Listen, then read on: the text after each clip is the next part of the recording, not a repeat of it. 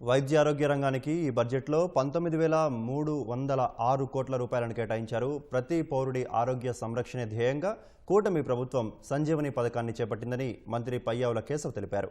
గత ప్రభుత్వ హయాంలో వైద్యారోగ్య వ్యవస్థలు ఇబ్బందులు పడ్డాయని 6,486 కోట్ల రూపాయలు బకాయిలను చెల్లించకుండా వదిలేశారని చెప్పారు. కూటమి ప్రభుత్వం బకాయిలను చెల్లించి రాష్ట్రంలో వైద్యారోగ్యం పట్ల ప్రజలకు విశ్వాసం కల్పించిందని మంత్రి కేశవ్ స్పష్టం చేశారు.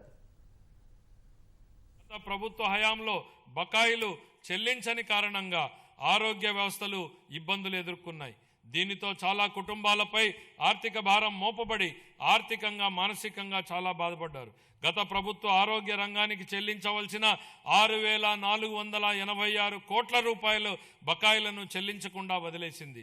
వీటిలో ఎక్కువ భాగం మా ప్రభుత్వం చెల్లించి ప్రజలకు ప్రభుత్వం మీద విశ్వాసం కల్పించింది. వ్యాధి చికిత్స కన్నా నివారణే ముఖ్యమని మేము నమ్ముతున్నాం. నివారణ వల్ల ఆరోగ్య అవసరాలపై జేబులో నుంచి ఖర్చు గణనీయంగా తగ్గిస్తుంది. మా ప్రభుత్వం అధికారం చేపట్టిన తర్వాత పౌరుడిని ఆరోగ్య సంరక్షణలో కేంద్రంగా ప్రాజెక్ట్ సంజీవనిని చేపట్టింది.